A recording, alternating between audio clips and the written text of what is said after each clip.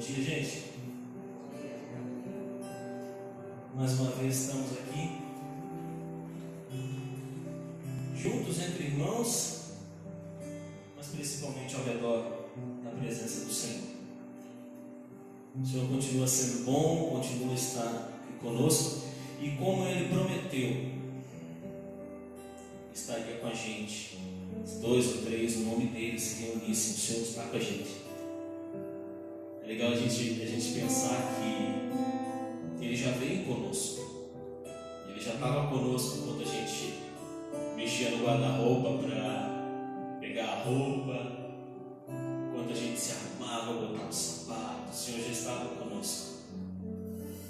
Mas agora, na reunião dos irmãos, a presença dele se manifesta na coletividade, no corpo dele, no povo dele.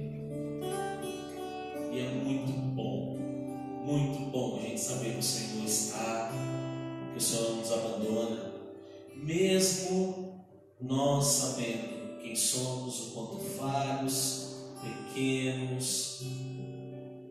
A gente pode até dar bola fora, mas o Senhor continua o mesmo, constante, bondoso, Deus de graça. Se você pode, eu convido você a baixar um pouquinho a sua cabeça.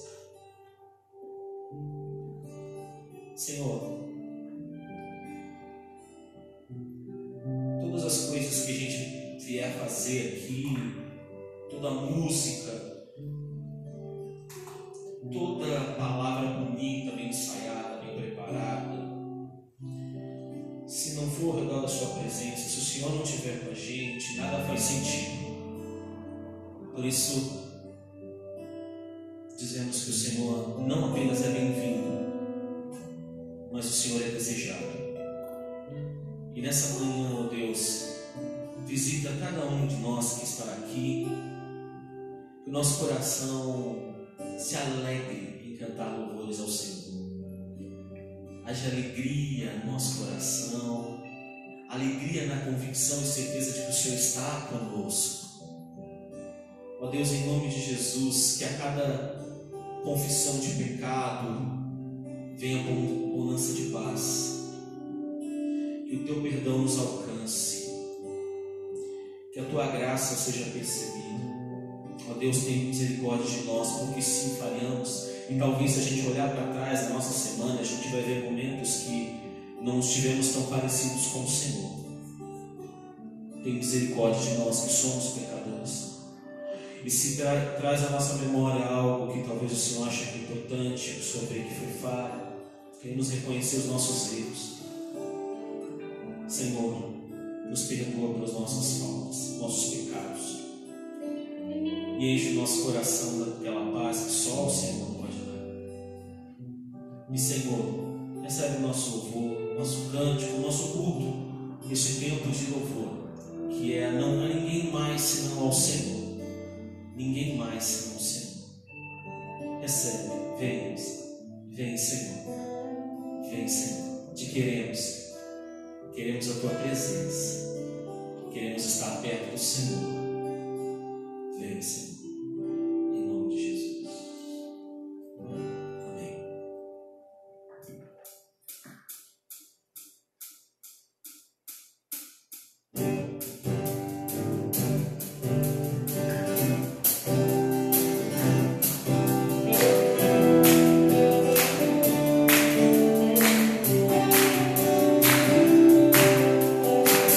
Te busco, te procuro.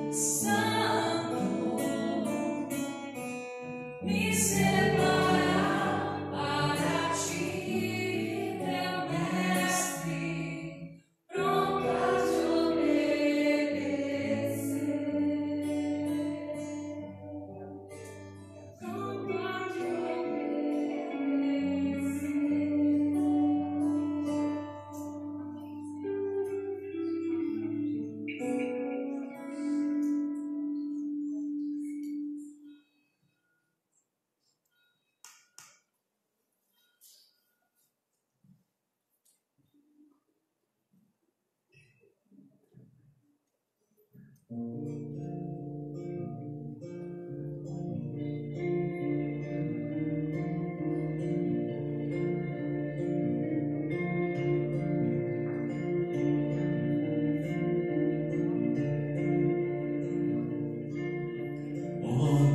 de nossos pais,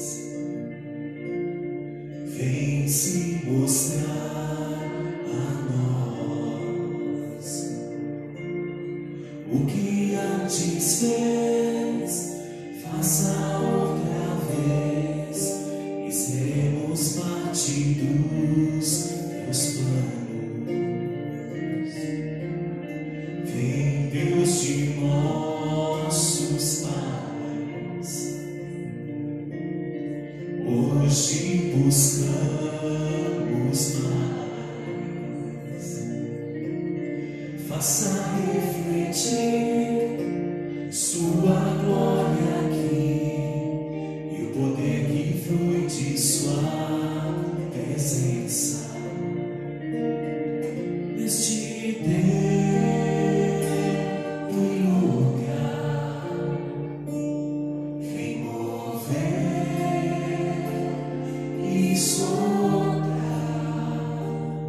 Neste tempo e lugar,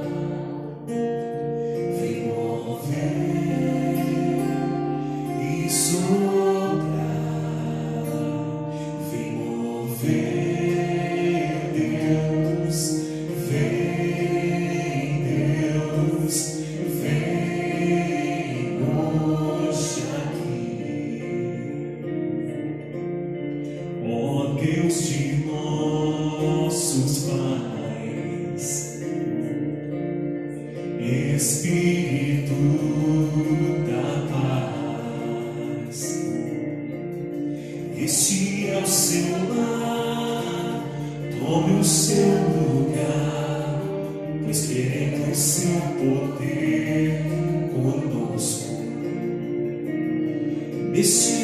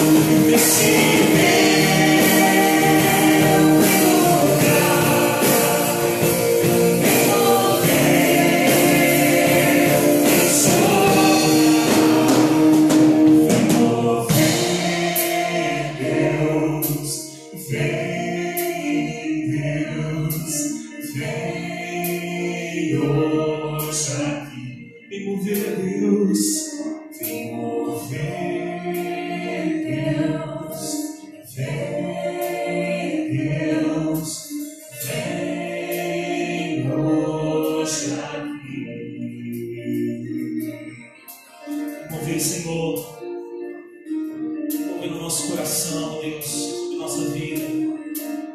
Senhor, nesta manhã, quebrar no nosso coração os empecilhos, aquilo que nós mesmos talvez estejamos fazendo, impedindo o teu agir em nós e através de nós. Senhor, nós clamamos, liberta-nos dos nossos empecilhos, dos embaraços, liberta-nos daquilo que atrapalha o Senhor de fazer a tua obra, de mover no nosso meio, de nos usar, Senhor. Nos liberta, Senhor. Move no nosso coração, move no nosso coração, nos quebra, nos liberta. Senhor, trata as nossas vidas, muda o nosso interior, nos faz as parecermos com o Senhor, ó Deus. Ó Deus, para que o Senhor continue e volte a nos usar na nossa igreja, lá fora onde nós vivemos, para que não sejamos pedra, mas sejamos canal do Senhor. Move nas nossas vidas de novo, move no nosso coração, nos transforma, nos restaura, e veremos o Senhor operando através de nós. Deus que moveu no passado, move outra vez, nós somos a sua vinha. Move outra vez, faça de nós vinho novo, o seu é o poder.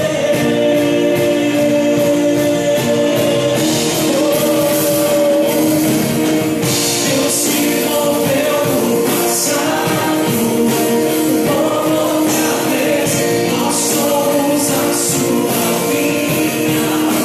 Move outra vez, faça de nós vinho novo, o seu é o poder, o seu poder, o seu é o poder, o seu é o poder.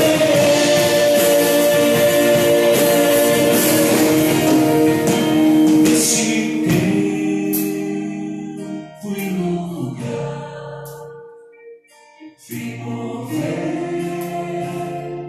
e soprar. Neste tempo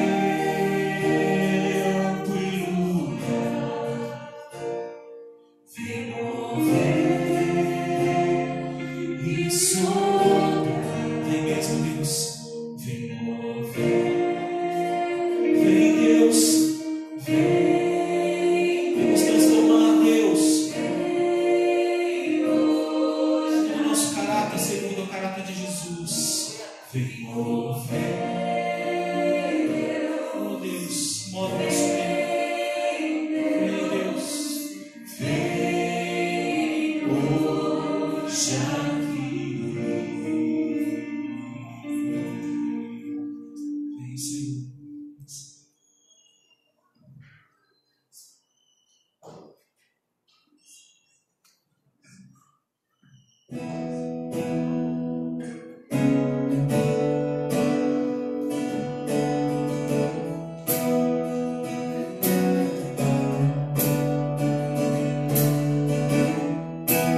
Rei da criação,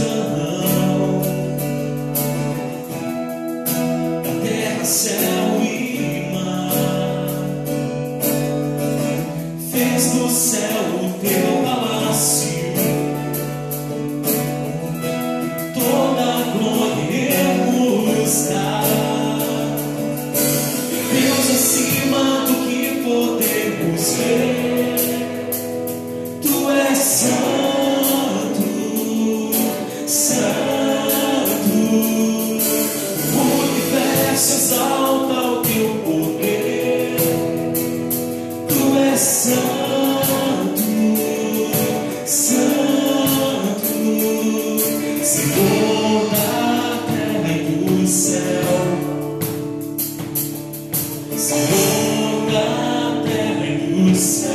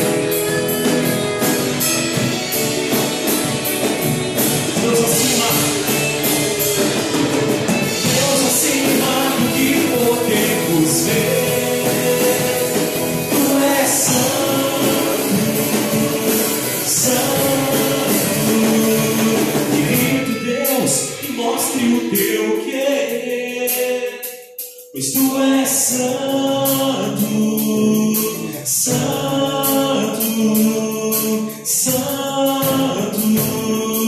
santo.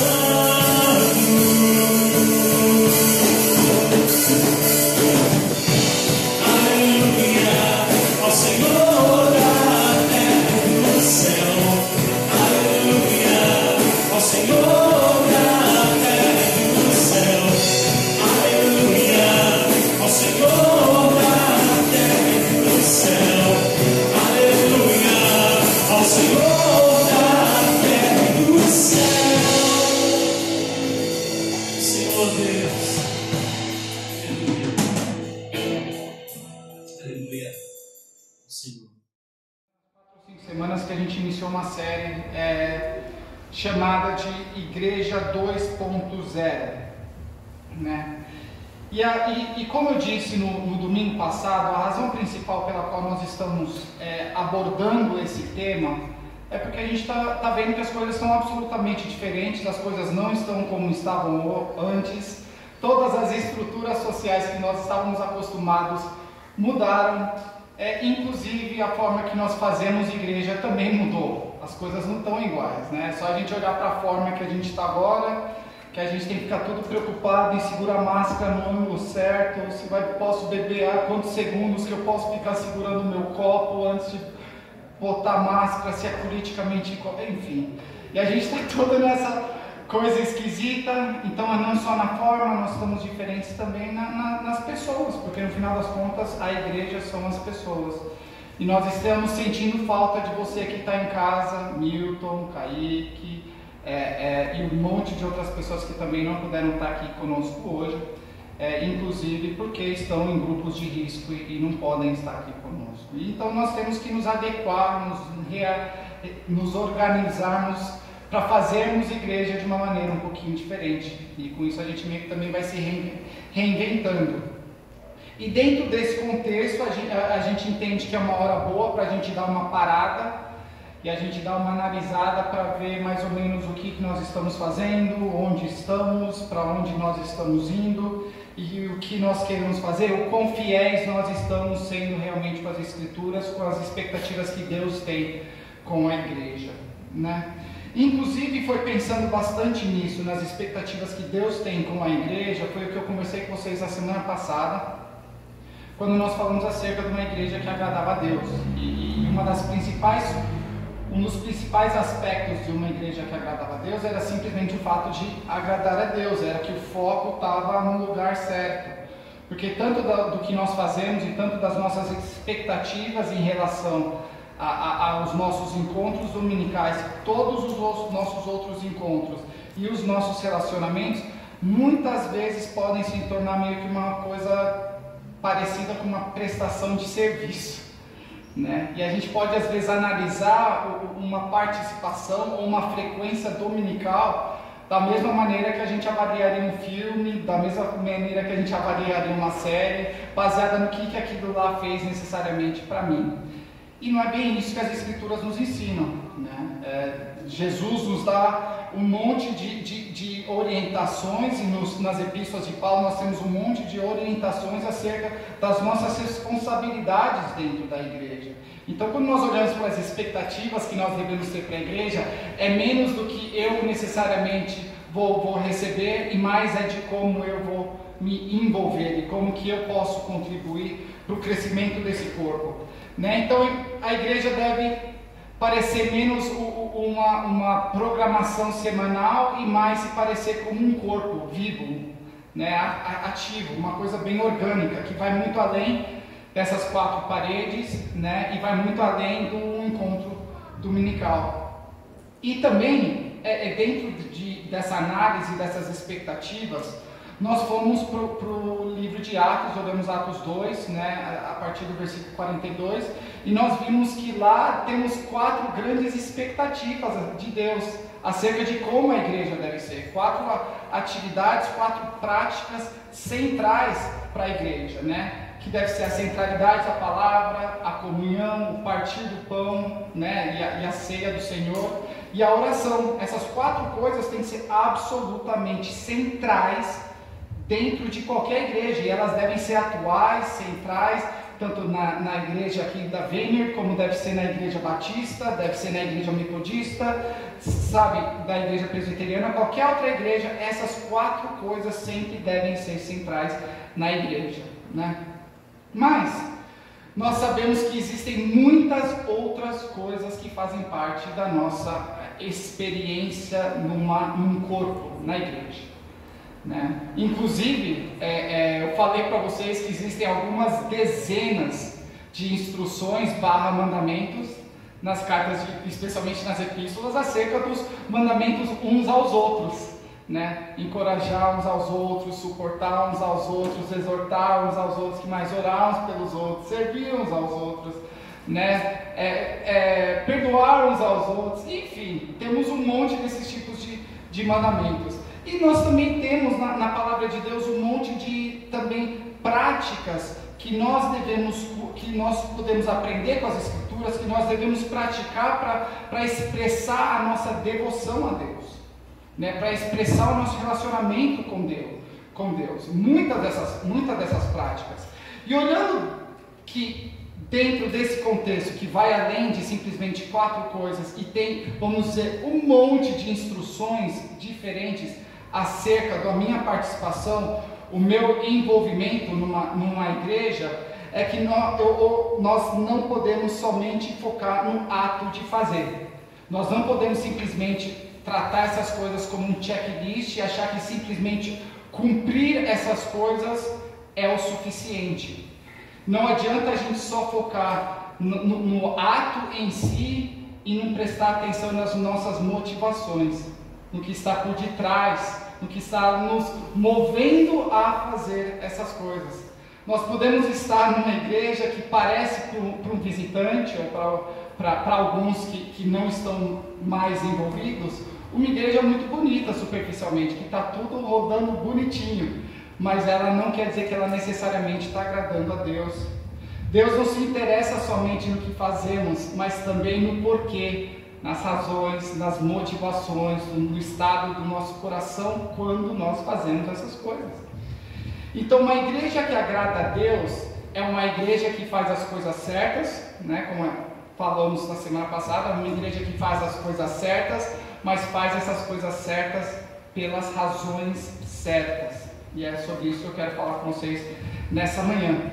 Então eu queria que você abrisse a sua Bíblia em Mateus 6. Mateus 6, do versículo 1 ao 8, e depois a gente pula do 16 ao 18.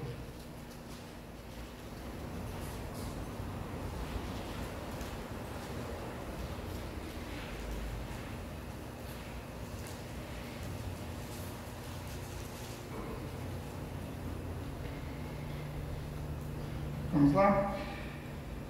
Tenham cuidado de não praticar as suas obras de justiça diante dos outros para serem vistos por eles. Se fizerem isso, vocês não terão nenhuma recompensa do Pai Celestial.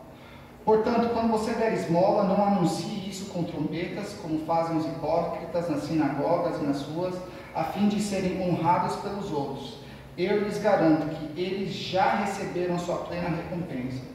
Mas quando você der esmola, que a sua mão esquerda não saiba o que está fazendo a direita, de forma que você preste a sua ajuda em segredo, e seu Pai que vê o que é feito em segredo o recompensará.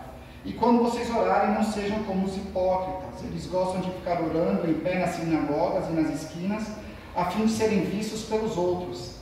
Eu lhes asseguro que eles já receberam sua plena recompensa.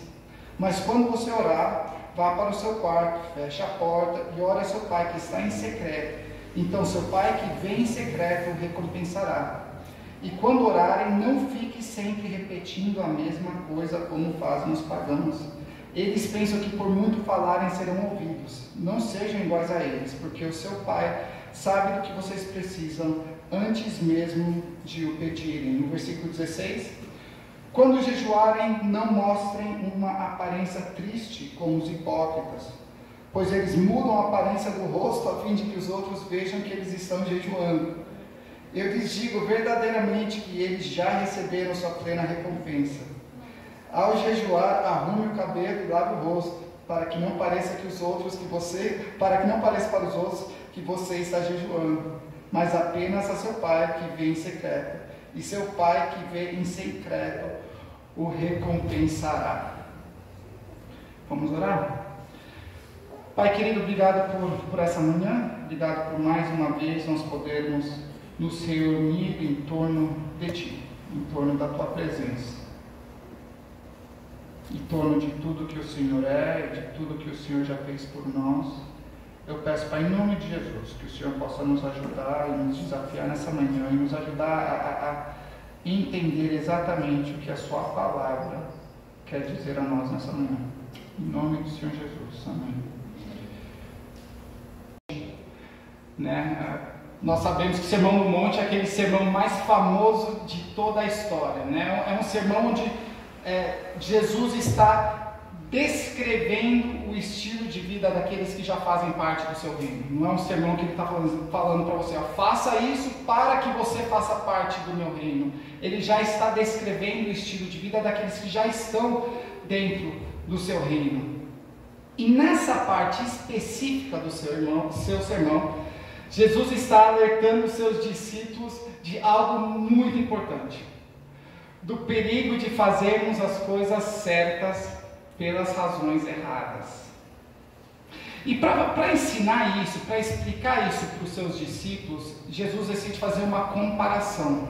Ele quer comparar as obras de justiça dos seus discípulos com as obras de justiça dos fariseus, né? E para a gente conseguir entender um pouquinho melhor isso, a gente tem que lembrar de algo que deve ter acontecido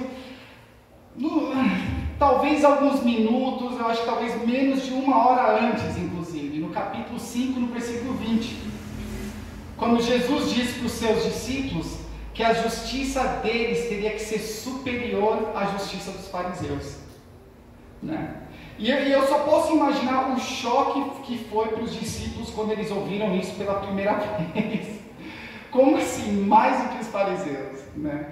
Porque naquela época, gente, os fariseus eram pessoas bem importantes, eram pessoas bem influentes, eram líderes nas suas comunidades, eram as pessoas mais religiosas que tinham, eram as pessoas que eram uma certa referência para a plebe, para o povo comum. Eles olhavam para os fariseus e inclusive achavam que o que eles faziam era grande coisa.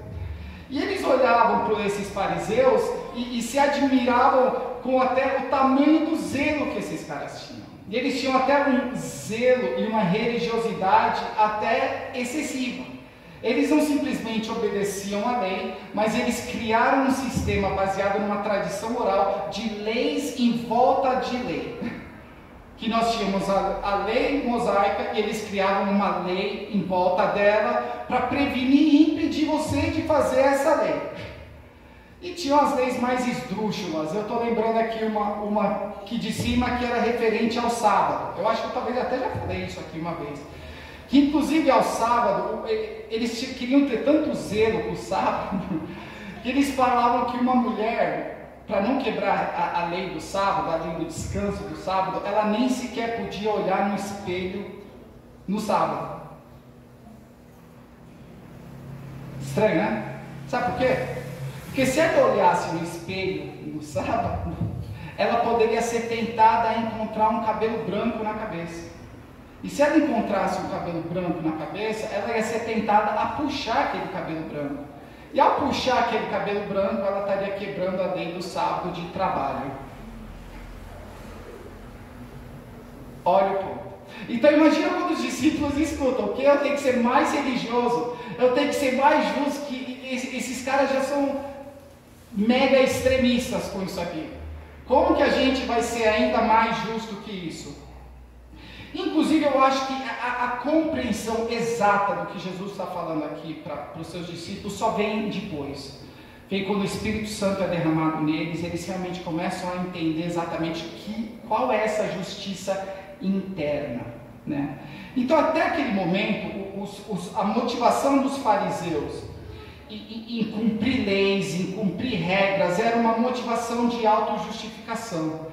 era uma motivação de merecimento. Eles queriam alcançar algo de Deus, queriam provar algo para Deus e acabavam querendo mostrando isso para todas as outras pessoas.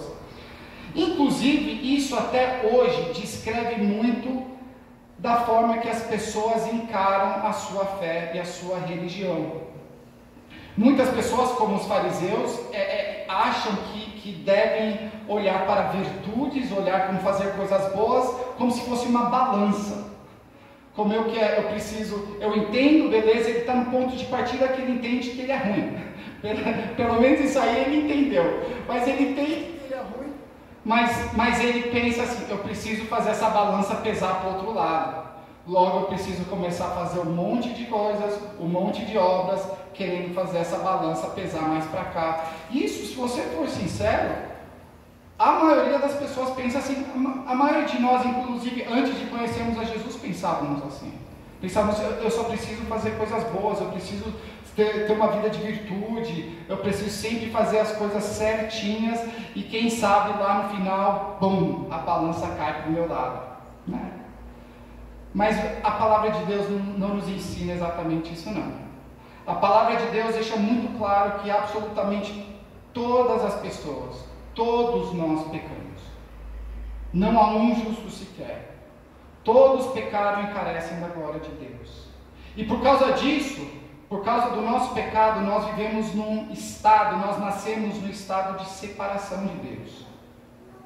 E não existe absolutamente nada que eu ou você possamos fazer para fazer uma ponte entre eu e Deus. Não tem como nós nos ligarmos. Inclusive a palavra religião tem a ver com isso, é o religar, tem a ver com o homem indo atrás de Deus. A gente entende que não é o homem indo atrás de Deus, mas é Deus vindo atrás do homem. Então, a gente vê que não tem nada que eu possa fazer.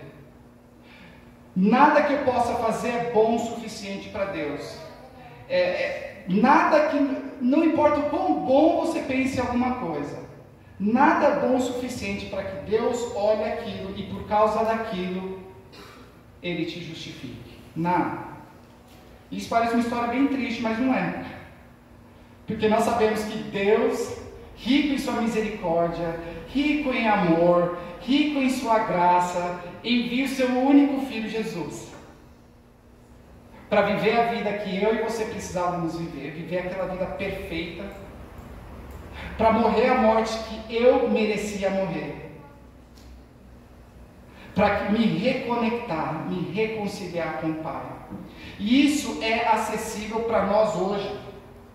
A palavra de Deus nos ensina que se nós confessarmos o nome do Senhor Jesus Cristo como Senhor e Salvador das nossas vidas, nós podemos ser salvos hoje, aqui e agora.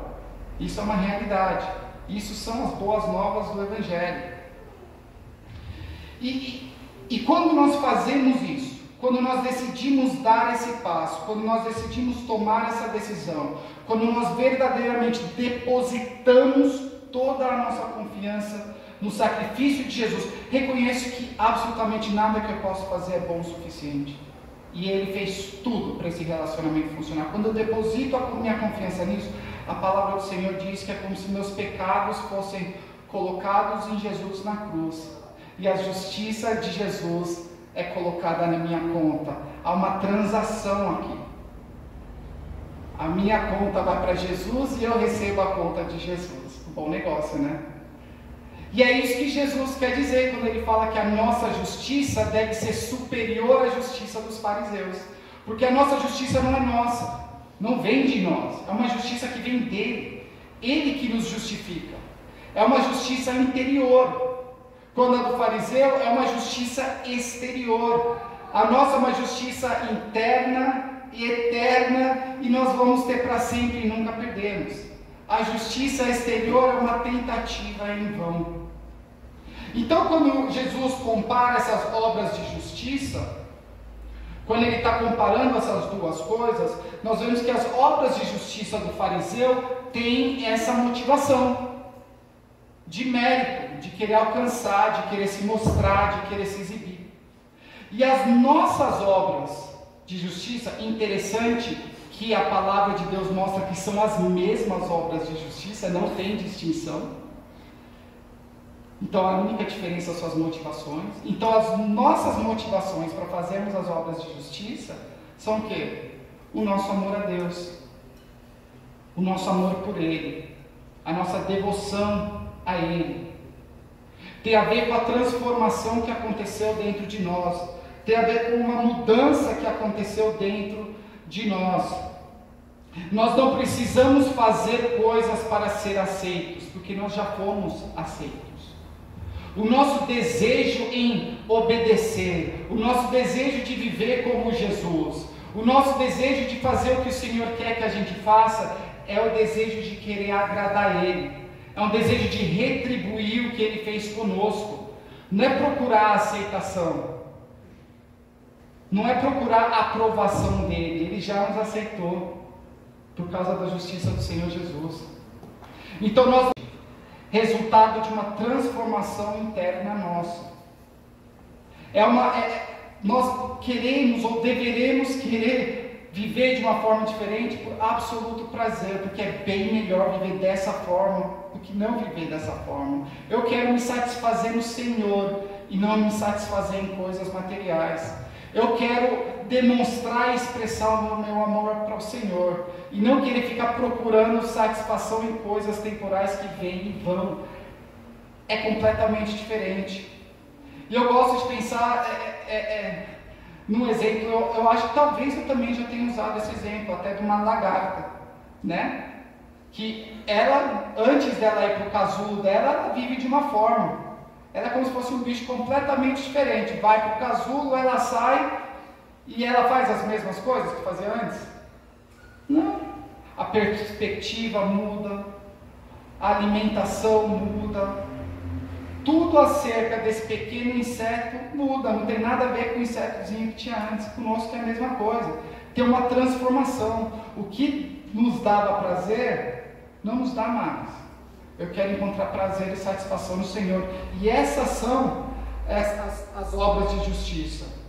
Então, o nosso amor, essa é a primeira coisa que a gente precisa entender hoje. Então, o nosso amor, a nossa devoção por Jesus, o nosso desejo de glorificar Jesus, o nosso desejo de engrandecer Jesus, o nosso desejo por demonstrar amor ao próximo, deve ser a nossa motivação em tudo que nós fazemos dentro de um contexto de igreja.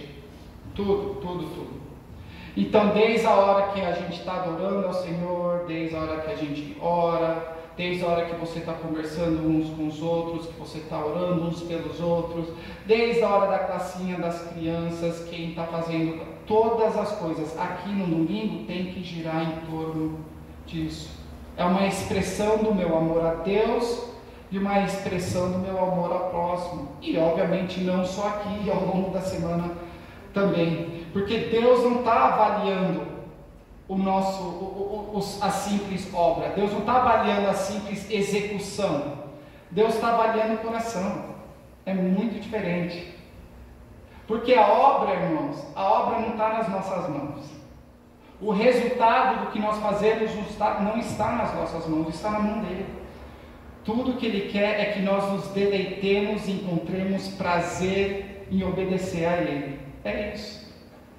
Deixa que o resultado fica na conta dele. Agora, se nós quisermos ser essa igreja que faz as coisas certas pelas razões certas, não basta a gente simplesmente saber quais são as coisas certas. Precisamos reconhecer, precisamos estar alertas, porque eu e você somos altamente suscetíveis a termos motivações erradas. Muito suscetíveis. A gente pode achar que não, mas a gente é muito suscetível a alterar as nossas motivações. Por isso que Jesus disse isso. Pensa, se Jesus disse isso para os discípulos que estão andando com Ele, da importância disso, quanto mais importante isso é para mim e para você. Por isso que Ele começa falando, tenham cuidado. Isso é um alerta dele. E Jesus usa 3 exemplos. Jesus começa falando o quê? De caridade, depois Jesus começa falando de oração, e depois Jesus começa a falar do jejum. E Jesus, em todos esses exemplos, Ele usa a palavra hipócrita para descrever o que nós não devemos ser, né? E naquela época, né, a palavra hipócrita, a origem da palavra hipócrita vem da palavra grega que significa ator. Então a gente não deve atuar. Porque o ator faz as coisas não porque ele sente, ele está atuando. Tudo que ele faz, tudo que ele está fazendo, tudo que ele está expressando, não condiz com o interior dele. E isso é algo que eu e você precisamos estar alertas. Porque é muito fácil a gente escorregar nisso. Quantas vezes a gente talvez esteve na igreja, nós estivemos em uma reunião, estamos cantando uma música e a gente não está nem prestando atenção no que está falando. Não aconteceu com ninguém isso, né? Só comigo, só eu confesso pecado aqui. Não é verdade? Isso acontece. Quantas vezes nós talvez a gente vem para uma reunião de domingo e é tão mecânico, literalmente, você vem, vai, segue o domingo e tipo, você nem parou para processar a experiência. Já aconteceu com alguém aí ou não? Isso acontece. A gente está atuando, estamos fazendo algo que não está expressando o que nós, não condiz com o que nós temos por dentro. Estamos atuando. E outra característica do ator, outra característica do hipócrita, e essa Jesus enfatiza muito, é o reconhecimento, é o desejo do reconhecimento dos outros, o reconhecimento dos aplausos. Oh, muito bom o que você falou, mas hoje você cantou Eide, Rosário, Eide, Léo, essa coisa, isso mexe com as pessoas, de verdade, isso mexe, pode parecer que não, mas isso mexe com as pessoas.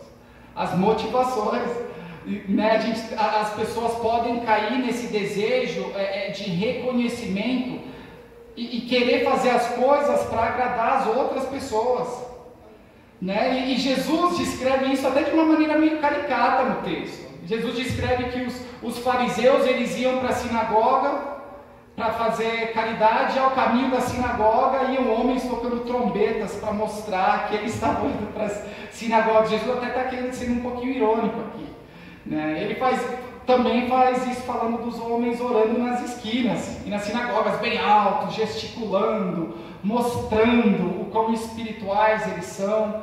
Fala isso do rapazinho jejuando também. Fala que o rapazinho que está jejuando, ele tá fazendo tipo. Está querendo que as pessoas percebam que ele está jejuando. E isso é mais comum do que parece. Isso pode parecer. Gente, eu lembro uma vez, eu não lembro quem era, eu lembro uma vez que eu vi uma foto no Facebook de uma pessoa orando no monte, com o olhinho fechado, e era um selfie ainda. Eu não sei por onde começar. E é cômico porque não é comigo. Quantas vezes talvez nós já não fizemos algo, talvez não de uma maneira tão extrema, mas talvez de outra forma, né? E é tão fácil a gente, quando eu estou falando alguma coisa assim, quando a gente lê isso na escritura, é tão fácil a gente, igual eu fiz agora, vem uma imagem de outra pessoa, e a última coisa que vem na nossa cabeça é a imagem de nós mesmos. Jesus só está falando isso não para a gente pensar no outro, está falando isso para a gente pensar em nós mesmos. Nós precisamos olhar para o cisco, precisamos olhar para a trave, prestar atenção na trave no nosso olho, ao invés de olhar o cisco no olho do coleguinha. É assim, entendeu? Então isso é algo que é aplicação para a gente agora. E honestamente isso é algo que a nossa cultura está alimentando tanto. Essa cultura de mídia social, vamos ser sinceros? Mídia social, essa cultura de like. Vocês chegaram a assistir, inclusive, aquele documentário que só conta metade da verdade, por sinal, mas não vamos entrar nisso. Aquele documentário do Netflix sobre mídias sociais. E, cara, é aquilo lá mesmo, cara. Se você não assistiu, vale a pena, mas só conta metade da história. É aquilo lá mesmo. Entendeu? Nós somos alimentados por essa coisa de ficar dando like, procurando aceitação, e as pessoas vão construindo o seu ego baseado nisso aí, e daí é tão comum as pessoas fazem coisas para mostrar para os outros. Isso realmente se torna, eu acho que isso é tipo um fenômeno cultural mesmo. Acho que a sociedade nunca foi tão exibicionista como ela é hoje, tão narcisista como ela é hoje. O problema é quando a gente começa a pegar essas ideias, não estou falando de literalmente você está colocando fotinho de você no culto, mas essa ideia de procurar a aceitação dos outros, a aprovação dos outros, com as coisas que são do Senhor, com as nossas obras de justiça, com as nossas obras de devoção a Deus, né? Então o meu foco deve sempre em agradar a Deus, tá? Agora, obviamente, existem um monte de outras razões pelas quais nós podemos não estar focando no Senhor, né? Viver essa experiência de igreja sem necessariamente corresponder às expectativas de Jesus. Nós podemos fazer isso procurando aceitação, aprovação, podemos fazer isso por causa de medo. Tem gente que obedece e vai para a igreja por causa de medo, cara. Medo. Tem gente que não tem uma compreensão exatamente do amor de Deus, acha que talvez se eu vou para a igreja mais vezes ou menos vezes, se eu oro, se eu não oro, Deus vai fazer isso, x, y, z comigo, e trata Deus como se fosse barganha. Sou eu ou não? O que é isso? Então trata aí o nosso relacionamento com Deus como se fosse uma barganha. E não pode ser assim. Nós precisamos, tudo que nós fazemos dentro do nosso contexto de igreja, tudo que nós fazemos nas nossas práticas de devoção a Deus, tudo tem que ser por causa dele, ou por causa do amor ao próximo, proveniente do nosso amor por ele, porque essas coisas estão completamente interligadas, tá? Então, terceira coisa, não adianta a gente só saber, não adianta eu só saber que eu tenho que estar alerta, não adianta eu só fazer essa autoanálise, eu preciso fazer alguma coisa a respeito disso. Jesus quer que nós sejamos intencionais e proativos em combater isso, é isso que o texto está falando. Tanto que Jesus, ao citar esses 3 exemplos, ele dá exemplos do que se deve fazer, não é isso que ele faz? Ele fala para o cara que faz caridade, que ele não deve anunciar, que ele deve ser discreto. A pessoa que está orando em voz alta, em vez de fazer isso, vai para o seu quarto, ore no seu quarto, em secreto, e seu pai que te vê em secreto, recompensará em secreto, né? Vocês sabem. E jejum a mesma coisa, ele fala jejum, em vez de você ficar fazendo cara de coitado, faz a barba, penteia o cabelo e segue a vida. Não é para ficar exibindo para as pessoas, né? Então, importante, não tente levar esses mandamentos de forma literal. Tem que entender o princípio. E por que eu estou falando que você simplesmente não pode exatamente pegar da maneira literal? Sabe por quê? Porque nós temos exemplos no Antigo Testamento e no Novo Testamento de ações de generosidade que são feitas em contextos o quê? Públicos. Então não quer dizer que você só pode fazer em secreto. Mesma coisa com oração. Nós também temos, inclusive depois disso, diversos exemplos de orações que são feitas em contextos comunitários. E a mesma coisa com o jejum. Nós vemos grupos de povos, países inteiros do Antigo Testamento jejuando, e nós vemos igrejas no Novo Testamento coletivamente jejuando também. Então nós precisamos entender qual é o princípio aqui. É que você que tem que fazer a análise. Você tem que ver onde que o calo aperta para você. Você tem que encontrar qual coisa que talvez você está fazendo, eu estou fazendo, que não está com as motivações certas. Talvez o que eu estou fazendo isso para aparecer, procurando a aprovação dos outros. E isso eu tenho que tratar. E como que eu trato? Cara, é você e Deus. Não adianta a gente querer ser legalista com isso. Uma disciplina espiritual nunca pode ser vista de uma forma legalista. Nunca pode. Ela tem razões práticas e se adapta a pessoas e contextos. O princípio é o mesmo. Jesus quer que nós sejamos discretos sobre as nossas expressões de devoção a Ele. Ele não quer que a gente use isso como exibicionismo. Esse é o princípio. E por fim, esse é legal. as nossas motivações vão determinar as nossas recompensas. A gente às vezes não gosta de falar de recompensa, não sei porquê. Mas a palavra de Deus está deixando claro, da boca de Jesus, que tem recompensa, sim senhor. Tem recompensa tanto para a pessoa que está buscando ou fazendo obras de justiça por razões erradas, como tem recompensa para as pessoas que estão praticando obras de justiça pelas razões certas. Pelas razões erradas, e ele deixou bem claro, nós acabamos de falar, que era muito direcionado a aceitação das pessoas, os aplausos das pessoas, e Jesus está deixando claro que essas pessoas que estão buscando isso vão receber o quê? Isso. Exatamente isso, é isso que ele fala, porque eles já receberam a recompensa deles. Interessante que também ele vai além, ele fala que nós vamos ser recompensados também pelas nossas obras de justiça, e as nossas recompensas vêm diretamente do Pai. Qual será essa recompensa? Qual a melhor recompensa que eu e você podemos receber? Geralmente, a gente... Desculpa, não estou querendo falar para você o que você tem que pensar. Muitas vezes a gente rapidamente pensa em recompensa, você está pensando em quê? Algo material. Vamos ser sinceros, alguma coisa que vai acontecer, uma circunstância diferente. Essa não é a melhor recompensa que você vai receber. A melhor recompensa que eu e você podemos receber por querermos buscar a Deus, sabe o que é? Encontrar o próprio Deus. É experimentar Deus. É ter um relacionamento mais profundo com o próprio Deus. É isso que Ele quer que a gente experimente. Experimente mais dele. Eu adoro o versículo de Tiago 4,8, lembra? Aproximem-se de Deus e Ele se aproximará de vós. O mais que o nosso coração, o mais que as nossas intenções, tanto de forma individual quanto coletiva, como num dia como hoje, está no Senhor Jesus, sabe o que Ele faz? Ele vem. Ele fala, Ele age.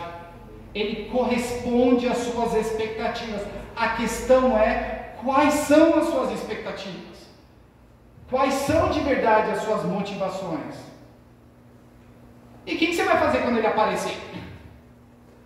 Porque uma coisa a gente sabe, que quando Jesus aparece, quando nós temos experiências profundas com o Senhor, as coisas não ficam iguais. Se ficam, o problema é grande. O objetivo dele é vir e vir mudar. Então, igrejas que fazem as coisas certas pelas razões certas são igrejas que experimentam a presença de Deus. E é isso que a gente viu semana passada, quando nós lemos o texto de Atos 2. Não é isso? O povo junto se reunindo com intenções e motivações certas, e a gente vê o povo tomado de grande temor de Deus. Sinais e maravilhas só acontecem no meio do povo. Por quê? Porque eles colocaram Deus no centro, Deus no meio. Então eu creio que isso é algo que eu e você desejamos para a nossa igreja. Eu creio que isso é algo que eu e você desejamos para a nossa vida particular a sós com Deus. É que nós tenhamos mais encontros com Deus.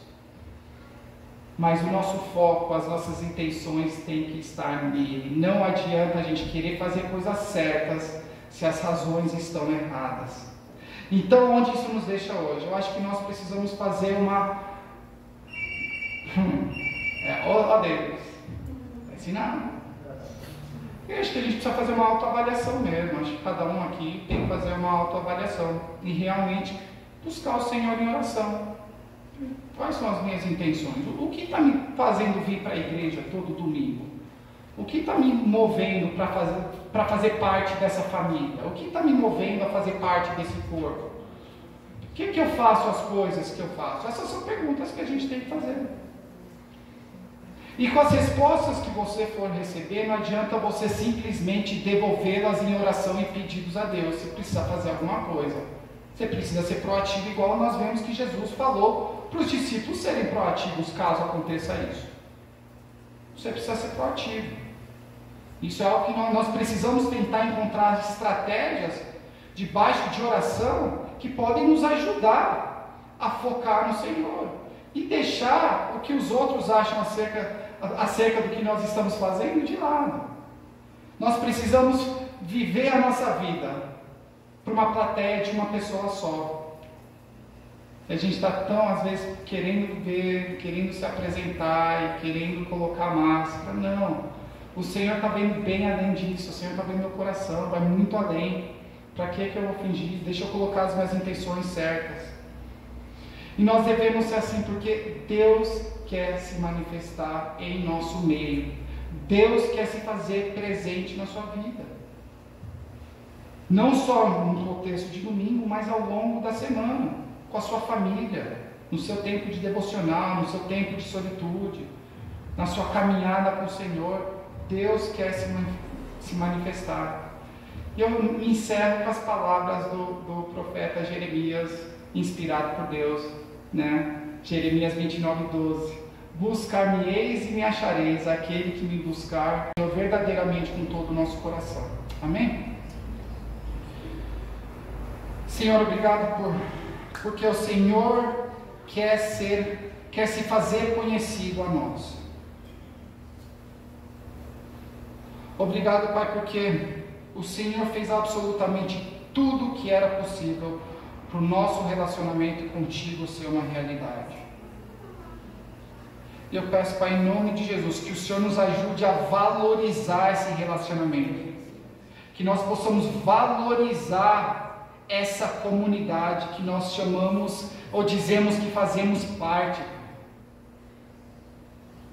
Que nós possamos vir para encontros comunitários como esse, para grupos de oração, aulas, pequenos grupos, que tudo que nós façamos, Pai, seja completamente voltado a Ti.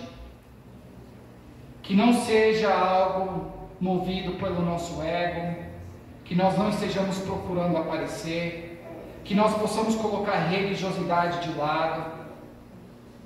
Obrigado, Pai, porque o Senhor vê o nosso coração.